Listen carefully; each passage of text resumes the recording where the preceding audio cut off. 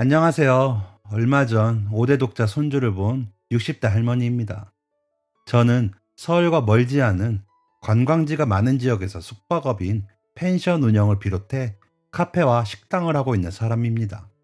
이 지역 토박이로 농사 짓는 집에 시집 와서 갑자기 관광지로 개발되며 땅이 팔리면서 돈이 많아졌습니다. 그 돈으로 지역에서 다른 일 할 거리를 찾다가 시작한 장사가 때가 잘 맞았는지 잘 됐습니다. 보리밥 백반 정식집인데 남편과 열심히 일했죠. 그러다 보니 장사가 잘 되어 다른 일에도 손을 대어 펜션이 3개, 카페가 하나, 기존의 식당이 하나로 늘었습니다. 이제는 어디 가서 남부럽지 않을 정도로 벌었고 벌고 있습니다. 평생을 누리지 못하다가 최근에서야 조금씩 돈을 써보고 있습니다. 아끼다 죽으면 뭐합니까? 얼마 전 가장 친한 친구를 황망히 보내보니 구질구질하게 살아도 하나 소용없더군요. 그래서 제가 마음속으로 정해놓은 만큼만 모아지면 그때까지는 쓰고 살자라고 결심했죠. 요즘은 그걸 좀 실현해보면서 사는 거고요. 일부러 백화점도 가보고 골프도 배워보고 하면서 즐거움을 찾으려고 합니다. 펜션 일이야 남편이 알아서 보시면서 관리인들을 고용해 관리하고, 카페는 중간 정산 시간과 마감 시간에만 가는 걸로 하고, 알바생들과 매니저가 영업을 맡아 하니 식당 일만 좀 도우면서 간도 보고 손님들을 살피는 정도라 시간 여유가 좀 나더라고요. 물론 자식들 몫의 재산은 다 정해놨었습니다. 둘이 똑같이 나눠놨었죠. 이제는 정말 제가 쓰고 죽을 만큼만 쓰다가 정리하면 되겠다 싶은 시기이죠. 복이라고 생각하고 감사합니다. 그런데 이렇게 모자랄 것이 없는 사람이 왜 사연을 보냈냐고요? 그러게나 말입니다. 사람이 살다 보니 별일이 다 생기네요. 그것도 자식들을 상대로 말이죠. 저에게는 딸과 아들이 한 명씩 있습니다. 제 자식이어서가 아니라 우리 아이들은 어릴 적부터 참 착한 아이들이었어요. 특히나 딸아이가 엄마가 힘들까봐 설거지 몇 빨래, 청소까지 다 하면서 학교를 다녔습니다. 초등학교 4학년 때부터요. 장사한답시고 어린 아이들 고생시키는 것 같아 못하게 하면서 제가 더 자주 집을 들여다보기도 했는데 아이가 어느새 다 해놓고는 하더라고요. 어린아이가 부모가 바빠 너무 빨리 철이 든 것 같아 고마운 마음과 속상한 마음에 아이를 혼내고 울곤 했습니다. 그랬더니 엄마, 나 숙제도 다 하고 재미있어서 하는 거니까 울지 마세요. 나 진짜 너무 재밌어서 그래요. 하며 절 안아주던 그 작은 아이 품에 안겨서 엉엉 울던 날도 있었죠. 그렇게 기특한 딸아이는 그 와중에 공부까지 잘했습니다. 항상 뭐든지 기대보다 더 잘해서 더 감사하게 한 아이였습니다. 수줍음이 많고 말수가 적던 아들은 어릴 적부터 쑥맥이라 손이 많이 가는 아이였습니다. 그 덕에 2살 터울인 딸아이가 동생까지 봐주느라 고생을 더 했을 겁니다. 그마저도 다 좋다며 표를 안 내는 아이이긴 했지만요. 그래서 그런지 아들도 저희 누나를 잘 따르고 다른 집 애들처럼 남매 간에 큰 싸움 한 번 안 하면 크더군요. 아들도 공부는 잘했습니다.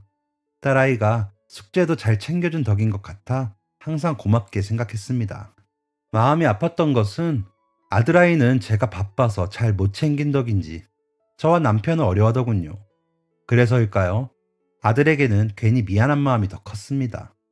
그래도 사춘기 겪으면서도 안 삐뚤어지고 잘 자라는 아이들을 보며 남편과 더 열심히 돈을 벌었습니다.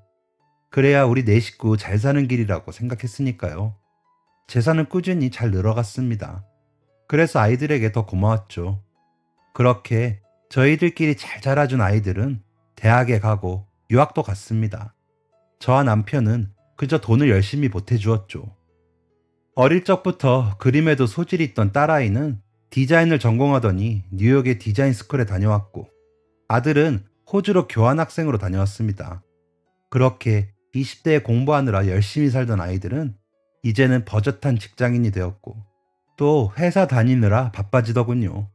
그러다 보니 집에 잘 오지도 못하고 전화 통화만 하는 날이 많았습니다. 그것도 딸아이가 더 챙기지. 아들은 가끔 한번 집에 와서는 얼굴을 비치곤 잠만 자더군요. 그래도 좋았습니다. 내 새끼들이 이제 사회에 나가서 돈도 벌고 제 한 몫을 하고 있으니 얼마나 다행입니까? 그 자체만으로도 감사했고 아이들이 물질적으로 힘들거나 기대고 싶을 때가 오면 언제라도 흔쾌히 도와줄 수가 있을 정도가 됐으니 한편으론 자부심도 있었습니다. 어느덧 아이들도 30대에 들어서게 되어 짝을 만나 결혼을 하게 되었습니다. 딸아이가 4년 전쯤 먼저 식을 올렸는데 그때 사위 될 자리가 마음에 들지 않아 반대를 엄청 했었습니다. 사실 유학까지 다녀온 우리 딸이기에 사위 자리에 욕심이 났던 것도 있었거든요. 뭐 재벌가 며느리까지는 못 되어도 있는 집 자식에 직장도 좀 번듯하길 바랬습니다. 하지만 아이가 데려온 신랑감은 어머니도 안 계신 홀아버지인 집에 직업도 딸아이 회사 근처에서 장사를 하는 사람이라는 얘기에 피가 거꾸로 섰더군요. 제가 반대를 하며 알아놓으니 엄마 진짜 좋은 사람이에요. 알고 보면 학교도 좋은 데 나왔어. 지금은 작은 장사하고 있지만 곧 백종원 아저씨처럼 될걸? 엄마, 나 엄마가 반대하는 결혼 하기 싫어요. 제발 허락해 주세요. 라며 제 손을 잡고 펑펑 울더군요. 한 번도 제가 반대하는 일을 나서서 해본 적이 없는 딸아이였기에 그 눈물을 보니 더 속이 문드러지더군요. 어이구 이 맹추야. 어릴 적부터 착하기만 하더니 결혼도 왜 그렇게 처지는 집을 택해. 엄마는 너 고생할 거 뻔히 아니? 알면서 허락 못 해줘. 제발 이번에도 너가 엄마 말 좀 들어주면 안 되니? 라고 설득을 해보았지만 아이는 그럼 나 평생 결혼 안 할 거예요. 라며 방문을 닫고 들어가 안 나오더군요. 자취하는 집에도 안 가고 회사도 안 가고 밥도 굶으면서 사이를 그러고 있는데 이러다 아이 잡겠다는 생각에 결국 허락을 해주고 말았습니다. 다시 딸아이 손을 잡고 나타난 남자는 어머니, 지금은 제가 무능력해 보이시겠지만 5년 안에 프랜차이즈 3개 이상 오픈하면서 성공하는 모습 보여드리겠습니다. 정말 열심히 잘 살겠습니다. 라며 엎드려 절을 하더군요. 제발 부탁인데 사업한다고 집에 돈 축 내지는 말게나. 우리 딸 돈 가지고 고생하는 건 절대 못 봐. 그리고 행여나 우리 재산 생각해서 그러는 거면 애당초 꿈도 꾸지 마. 우린 다 쓰고 죽을 거고 다 못 쓰면 사회에 기부하고 죽기로 했으니까. 라고 했더니 어머니 절대 그런 생각 안 합니다. 그냥 이렇게 허락해 주신 것만으로도 저는 감지덕지입니다. 열심히 해서 꼭 보여드릴게요. 하더군요. 서글서글 웃으며 어머니 하는데 그때서야 우리 사람 같다는 생각은 들었습니다. 귀여워 보이더군요. 워낙 아들이 숫기가 없어 대면대면하면서 말을 하는지라 친근감 있게 대하는 사위의 모습이 싫지 않았던 것 같습니다. 그러면서도 앞으로 두고 볼 일이다 싶더군요. 저희도 일을 하면서 잘 되기만 한 것은 아니었거든요. 같이 일하던 사람들이 배신하고 가깝게 지낸다 느꼈던 친척들이 사기를 치고 하더이다. 꼭 같이 장사하거나 사업한다는 사람들이 말이죠. 돈 좀 번다고 소문이 나니 별의 별일이 생겨 마음고생까지 많이 했습니다. 그러다 보니 장사하는 사위라 믿음이 안 가는 것도 사실이었습니다. 장사가 마음대로 되는 것도 아니고 말이죠. 그때 마음으로는 순진한 우리 딸이 타지나가 있다가 외로워서 괜히 얽힌 게지 싶었거든요. 그래도 어찌되었든 결혼을 허락한 이상 내 사람이라고 생각하기로 했습니다. 사위는 결혼을 준비하면서부터 결혼해서 지금까지도 저에게 전화도 잘하고 찾아와 밥도 먹고 가고 하더군요. 저녁 장사 준비하는 브레이크 타임에 와서 말이죠. 꼭 오기 전 오전부터 전화가 옵니다. 어머니, 오늘 저랑 데이트 하실래요? 제가 맛있는 거 사드릴게요. 라든지 어머니, 오늘은 아침부터 어머니께서 전에 해주신 나물무침이 너무 먹고 싶더라고요. 한 그릇만 빼놓으셨다가 저 가면 주시면 안 돼요? 하면서 말이죠. 그러던 게 지금까지도 이어져 많게는 일주일에 한 번, 적게는 2주에 한 번이 되더군요. 딸아이와 오는 것도 아니고 혼자서 그렇게 와서는 식당 일도 돕고 카페로 이동할 때 태워다 주고 하면서 어머니 어쩌고 저쩌고 하는 모습이 이제는 귀여우면서도 고마운 마음이 앞섭니다. 본인도 오후부터 시작할 장사 준비하려면 바쁜데 괜히 시간 내서 오는 것일 테니까요. 게다가 아침 일찍 출근하는 딸아이 출근 시간에 아침도 차려주고 저녁에 와서 먹을 것까지 준비를 해놓는다고 하더라고요. 손녀 아이 어린이집에도 데려다 주고 청소랑 빨래도 해놓는데 저랑 점심 같이 하는 날만 못한다고 너스레를 떨면서 이런저런 이야기하는 모습에 매번 배꼽을 뺍니다. 이제는 딸보다도 통화를 더 자주 하고 아들보다 더 많은 대화를 나누는 사이가 되었지요. 식당 이모들은 저보고 사위 복이 타고났다며 저희 사위 칭찬을 그렇게 합니다. 감사한 일이지요. 혹시나 제가 반대했던 거에 꿍해서 저희랑 멀게 지냈으면 어쩔 뻔했습니까? 그저 딸 아이와 잘 지내주는 것만으로도 감사할 일인데 저까지 챙기느라 바쁜 사위에게 고맙다고 하니 어머니, 저는 엄마가 일찍 돌아가셨잖아요. 학교 다닐 때 다른 애들은 다 엄마가 있는데 저만 없더라고요. 그런데 자식들이 엄마 고마운 줄 모르고 자기들 하고 싶은 대로 막 하는 거예요. 저는 계시기만 하면 학교에서 있었던 일도 다 얘기하고 밥도 매일 집에서만 먹을 건데요. 엄마 밥상이 얼마나 소중한 건지 모르더라고요. 그래서 그때 결심했어요. 새엄마가 생기거나 결혼해서 장모님이 생기면 진짜 매일 가서 엄마한테 못한 거 다 한다고요. 그런데 장모님이 이렇게 절 잘 받아주시니까 제가 감사하죠. 정말 건강하게 오래오래 사세요. 제가 진짜 호강시켜 드릴게요. 라며 붉게 물든 눈으로 이야기하더라고요. 그런 사위를 꼭 안아주었습니다. 어린 나이에 상처가 많았을 건데 제가 괜히 건드려서 많이 아팠겠구나 싶어 너무 미안했습니다. 그때부터는 사위가 오면 반찬 더 신경 써서 상을 차려듭니다. 그럼 헐레벌떡 앉아서 너무 맛있어요 어머니 라며 우걱우걱 잘 먹는 모습이 그렇게 보기 좋더라고요. 그런 저를 보며 남편은 배시시 웃으며 보다가 저렇게 좋아할 거면서 반대는 왜 했대? 라며 가끔 제 속을 긁지만 그런 사위를 예뻐라 하는 마음은 같은지 일부러 쉬는 날 불러 같이 낚시를 가시기도 하더라고요. 그럼 또 손살같이 와서는 아버님, 오늘은 제가 먼저 잡을 겁니다. 하며 까불기도 하는 모습에 기분이 다 좋아질 지경입니다. 하고 있는 사업은 잘 되는 정도인가 싶더니 무슨 사업부를 만들어 브랜드화 하려고 한다 하는데 좀 더 기다려봐야 할 것 같더군요.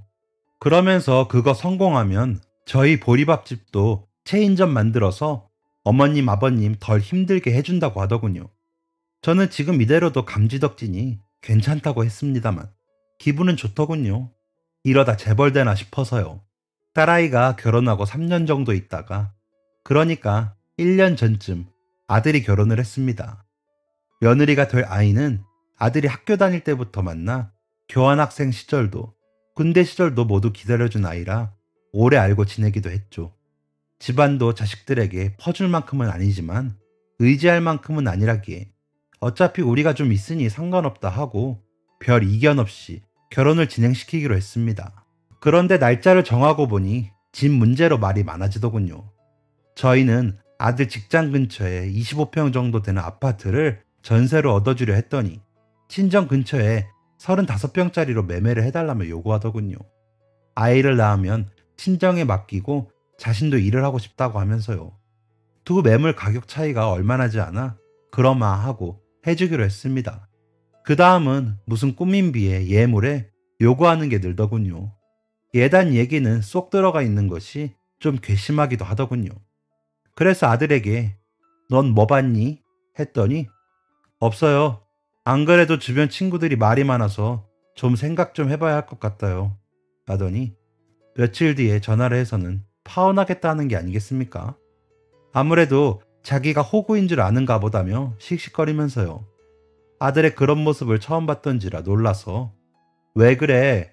아무리 그래도 파혼이라니. 결혼 준비하다 보면 별것도 아닌 걸로 싸워. 라고 했더니 지는 혼수 2천만 원 해오면서 집도 공동명의, 월급 다 가져가고 용돈 받으라기에 그러자고 했는데 어머니께 건물을 받아오래요.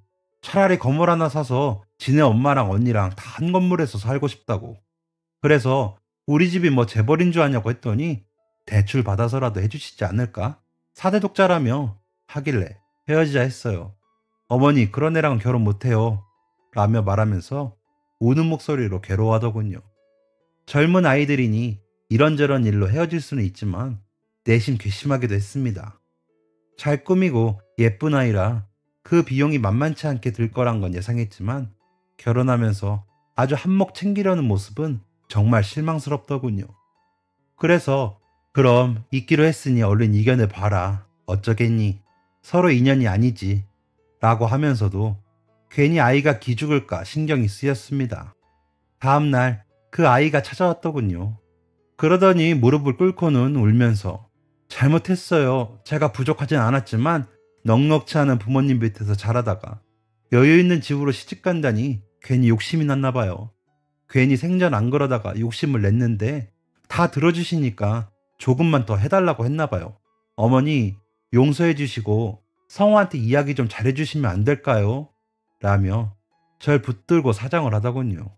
그래서 다녀갔다고 얘기는 하마 그래도 한번 틀어진 관계가 다시 이어질 수 있겠니? 큰 기대는 말아라. 성호가 많이 속상했나 보더라. 결혼이 사랑으로 맺어지는 건 줄 알던 앤데 장사하듯 하려는 걸 보고 놀라기도 했을 거고 라며 돌려보냈습니다. 그 아이가 돌아간 후 아들에게 전화했죠.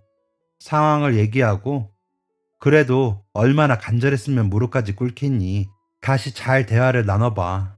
그래서 다시 이어질 것 같으면 그러고 그때도 아니다 싶으면 그냥 완전히 정리해라 라며 달랬습니다. 아무리 그래도 그 아이도 남의 집 귀한 아이인데 사정하던 그 목소리가 안 잊혀졌거든요. 아들은 아무 말도 않고 듣고 있더니 알았어요. 엄마 아무튼 그렇게 알고 있을게요. 라고 답하고는 전화를 끊었습니다.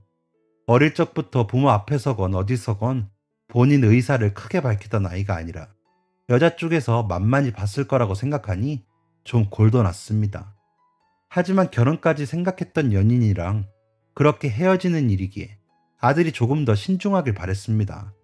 사위의 경우를 보더라도 제가 만약 끝까지 반대해서 결혼이 성사되지 않았다면 지금처럼 지내지 못하지 않았을 거 아닙니까?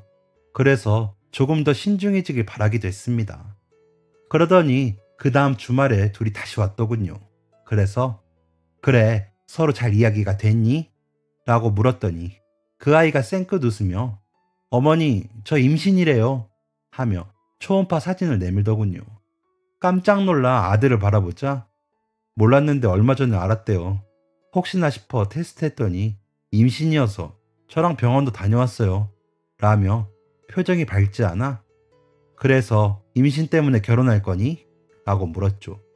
그러자 그 아이가 나서며 그럼 어떻게 해요? 아이를 어떻게 하라는 말씀이세요? 라더군요. 아이가 생긴 건 축하할 일이고 감사할 일이야. 하지만 아이가 생겼다는 이유만으로 모든 일이 없던 일이 되지는 않는다. 임신이 아니라 너희가 사랑하는 마음이 먼저라는 얘기이기도 하고 라고 답하자 아들이 결혼 진행하면서 이야기 나왔던 예단 예물 다 없이 하자고 했어요. 저희 반지만 나눠 낄 거고요. 집은 제 회사 근처에 투룸 오피스텔로 저희 모아놓은 돈으로 들어갈까 해요. 누나네도 그렇게 했는데 잘 살잖아요. 라며 절 바라보더군요.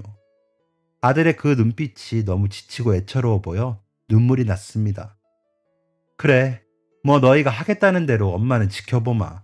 그리고 이왕 부모가 되기로 했다면 더 나은 사람이 되도록 해라. 그리고 집은 엄마 아빠가 해줄게. 아이도 태어날 건데 오피스텔에서 어떻게 사니? 전에 알아보려고 했던 집으로 어떤 게 더 좋은지 의논해봐. 라며 아이들을 보냈습니다. 일어서며 어머니 제가 앞으로 잘할게요. 라며 배시시 웃는 그 아이와는 달리 무거운 얼굴의 아들이 마음에 걸리긴 했지만 원래 하려던 식보다 한 달을 당겨 식을 올렸습니다. 배부르기 전에 해야 하니까요. 상견례를 하러 만난 자리에서 그 아이 친정 어머니와 아버지는 아들의 눈치를 보며 저희 아이가 괜히 결혼 전에 튕기다가 아주 튕겨나갈 뻔했습니다. 라며 이야기하고는 어려워하더군요. 그래서 끌려다니진 않겠다 싶어 마음이 놓였습니다. 아들의 집은 처음 이야기한 대로 아들 회사 근처에 25평 아파트 전세로 들어간다 하더군요. 하지만 저희 도움 없이 대출받아 들어가겠다고 하더라고요. 공동명의 하기로 했다면서요. 혼수도 반반하며 오히려 아들은 돈이 좀 남았다면서 저에게 통장을 내밀기에 가지고 있다가 혹시나 생길지 모른 일에 대비하라고 했습니다. 그런데 괜히 마음이 편치 않더군요. 임신하고 올린 시기라 부족한 게 있을까 싶어 며느리에게 임신 8개월쯤 됐을 때 2천만 원이 든 통장을 주며 필요한 거 있으면 사는데 보태라. 나 결혼할 때야 너무 오래전이라 살림 채우는 거 요즘식은 모르고 너희 시누이도 자기가 모은 걸로 알아서 해서 나는 잘 모르겠다. 그냥 야금야금 돈이 들어갈 거야. 보탰어. 성호는 모르게 하고 라고 했더니 역시 어머님 최고세요. 어머님 그래도 아들 손주라 좋으시죠. 제가 아기한테 필요한 거 사는데 쓸게요. 라며 좋아하더군요. 그래서 그것만으로 됐다 했습니다. 며느리는 입덧이 어떻고 하더니 다니던 회사를 그만두더군요. 아이를 낳고는 한 달에 한 번 정도는 저희를 보러 와주었습니다. 아들이 일주일에 한두 번씩 톡으로 사진을 보내주고요. 남편은 아들 손주라 그런지 더 정이 간다며 좋아라 했습니다. 그도 그럴 것이 저희 남편이 3대 독자거든요. 손주는 5대가 되는 거죠. 아들 말대로 이제 그만 낳는다면 5대 독자인 셈이니 유난히 귀하게 여겨지는 것도 사실이었습니다. 하지만 저는 손녀나 손주나 다름없이 예뻤습니다. 딸아이와 아들을 기를 때도 각각 다른 점은 달라서 예쁘고 비슷한 점은 비슷해서 예뻤거든요. 손녀와 손주도 그랬습니다. 손녀는 이래서 예쁘고 손주는 또 이래서 예쁘고 말이죠. 그저 예쁘기만 한 내 새끼들이었습니다. 그러던 어느 날 남편이 며느리에게 몰래 용돈을 주는 것을 보았습니다. 워낙 과묵하고 표현을 않는 사람이라 놀랍더군요. 그래서 아이들이 돌아간 후에 며느리만 줬어요? 라고 물으니 우리 손주 잘 봐달라고 뇌물 준 거예요 하더군요. 그래서 사위는 줬어요? 라고 물으니 사위는 당신이 챙겨주는 거 아니었어요? 하며 나가버리더군요. 저는 잘해줄 생각만 했지 물질적인 건 생각도 못했는데 괜히 미안해지더군요. 그래서 그 다음 딸아이 생일이라고 모였을 때 약간 도톰이 봉투를 만들어 다른 사람 몰래 사위에게 내밀었습니다. 그러자 사위는 질색팔색을 하며 어머니 이러시면 저 이제 안 와요. 아니 못 와요. 제가 드려도 시원찮은데 어머니께서 주시면 어떻게 해요? 라며 거절을 하더군요. 그동안 내가 부려먹은 값이야. 이제 사업부 하면서 회사 커지면 좋은 옷도 있어야 하잖아. 옷 사 입으라고. 얼른 넣어. 나 무안해. 엄마가 용돈 주는 거야. 라고 말하자 눈시울이 뻘개져서는 그럼 어머니가 옷 사주시는 걸로 알고 받을게요. 감사합니다. 하며 제 손을 꼭 잡더군요. 그런 사위가 또 안쓰럽고 예뻐서 어깨를 쓰다듬어 주었습니다. 그때 어머니 아주버님만 주시는 거예요? 저는요? 라며 며느리가 다가오며 아는 체를 하는 겁니다. 너는 저번에 줬잖니. 그리고 너 아버님께 계속 용돈 받아갔다며. 나는 이번에 사위한테 처음 줬다. 곧 큰일 앞두고 있어서 옷이라도 사라고 줬어. 라며 좋게 웃으며 며느리를 달랬습니다. 어머니 그래도 저 서운해요. 우리 준이 태어나곤 한 번도 따로 뭐 챙겨주신 적 없잖아요. 아영이는 준이보다 먼저 태어났으니까 뭐 받은 것도 훨씬 많을 텐데. 그리고 준이는 이 집 5대 독자인데 너무 소홀하신 거 아니에요? 라며 뾰루통 하더군요. 그래서 으이그 그 욕심 또 튀어나오나 보다 싶어 그래 그래서 넌 뭐가 하고 싶은데? 라고 물으니 저희 차 좀 넓혀서 가고 싶어요. 아이 안전도 있고요 어머니. 그러면서 방실방실 웃으며 차 사진을 보여주는데 아주 고급 세단이더군요.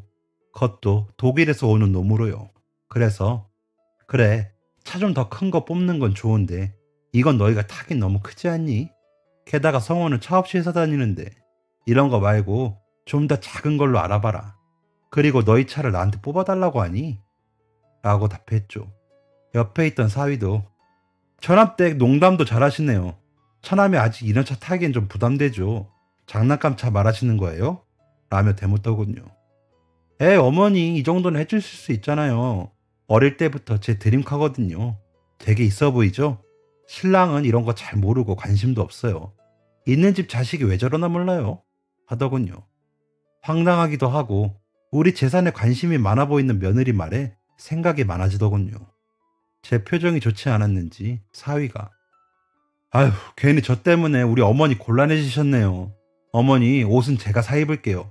마음만 감사히 받겠습니다. 하며 돈 봉투를 내밀기에 이거 안 가져가면 나 이제 자네 밥 먹으러 와도 그냥 보낼 거야. 라고 엄포를 놓으며 다시 돈봉투를 넣게 했습니다. 머쓱해하는 사위를 얼른 들여보냈죠. 며느리에게는 별다른 이야기 없이 자리로 빠져나왔습니다. 무슨 말을 해야 할지 모르겠더군요. 그렇게 아이들이 돌아가고 속으로 많은 생각을 했습니다. 며느리의 말이 계속 머릿속을 맴돌면서 마음이 불편하더군요. 그래서 남편에게 있던 일을 이야기했습니다. 그랬더니 남편도 표정이 안 좋아지며 별 말을 못하더군요. 아무리 모자라도 내 사람이 된 이상 뒷말하지 말자는 게 저희 부부의 철학이라면 철학인데 이런 상황에 닥치니 남편도 어떻게 대처해야 할지 모르겠던 겁니다. 조금 더 생각해 보기로 하고 각자 궁리에 들어갔습니다. 며칠을 궁리한 끝에 남편에게 이렇게 하는 게 어떻냐며 이야기했더니 좋다고 하더군요. 그래서 실천에 옮기느라 2달 동안 좀 바빴습니다. 그리고 모두 해결이 된 후 아이들에게 이번 주 토요일 점심 먹자 라고 문자를 보내놨습니다. 저희 부부가 먼저 부르는 경우는 잘 없는 일이기에 다들 시간 맞춰 왔더군요. 아이들이 도착하기에 밖으로 데리고 나가 차를 보여줬습니다. 이 차 맞지? 이제 서운하다고 하면 안 된다 라고 하며 며느리에게 이야기를 했습니다. 차 키를 넘겨받는 자기 아내를 보는 아들의 표정이 심하게 일그러지더군요. 어머니, 이게 무슨 상황이에요? 우리가 이런 차를 어떻게 타요? 어머니, 아버지 타세요. 라고 하는 아들을 며느리가 밀어내며 어머니, 너무 감사해요. 서운하긴요. 너무 감사하죠. 우리 5대 독자님 태우고 안전하게 다니겠습니다. 진짜 열심히 타고 다닐게요. 감사합니다. 하더군요. 아들은 그런 며느리를 이끌고 어디론가 가기에 엄마 할 이야기 더 남았는데 다 듣고 가면 안 돼? 라며 불러 세웠습니다. 그런 저를 이상하게 보던 아들은 이내 따라 들어오더군요. 딸아이도 놀랐던지 엄마 너무 무리하신 거 아니에요? 성원애가 저런 차가 무슨 필요가 있어요? 라며 나직히 묻더군요. 그래서 기다려봐 라며 다들 거실에 둘러앉게 했습니다. 며느리도 받았으니 이번엔 사위도 받아야지. 내가 우리 딸 어릴 적부터 고생시킨 엄마라 미안하면서도 자기들끼리 살림 시작해본다고 해서 여태 지켜만 봤어.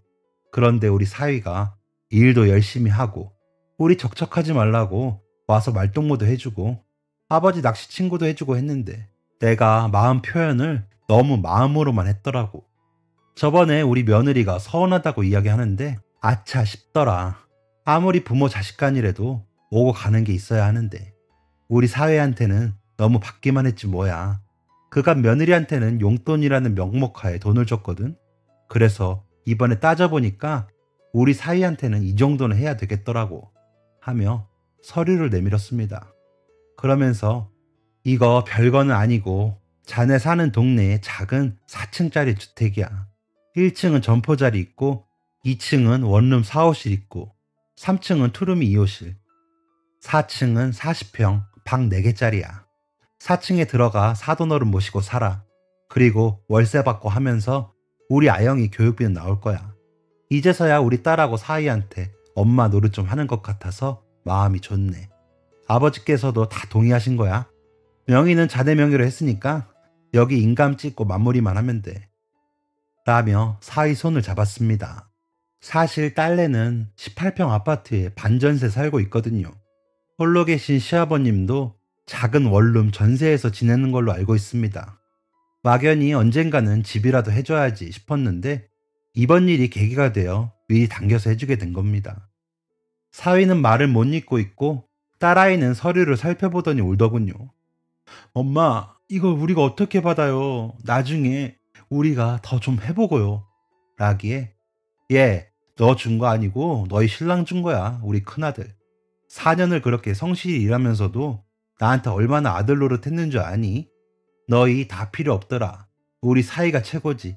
그리고 이제 대표님 되시는데 집이라도 번듯하게 있어야지. 그동안 못해준 것까지 다 합치면 이것도 모자라. 라며 말하니 그래요 매형. 아무 말 말고 받으세요. 저도 그간 말을 안 해서 그렇지 매형한테 너무 고맙고 미안했어요. 매형은 받을 자격 충분해요. 라고 아들이 제 말을 거들더군요. 방긋 웃으며 기분이 좋아 보이던 며느리는 얼굴빛이 점점 어두워지더군요. 그러더니 어머니, 저희는요? 솔직히 형님네는 이제 사업도 잘 되신다면서요. 저희는 회사원인데 언제 집사라고 형님네만 해주세요. 저희도 해주실 거죠? 라는 겁니다. 아니다. 이제 더 이상 너에게 해주는 건 없어. 진짜야. 근처 대학이랑 여러 기부단체에 기부할 거야. 물론 우리 손녀, 손주들 거는 좀 해놓지.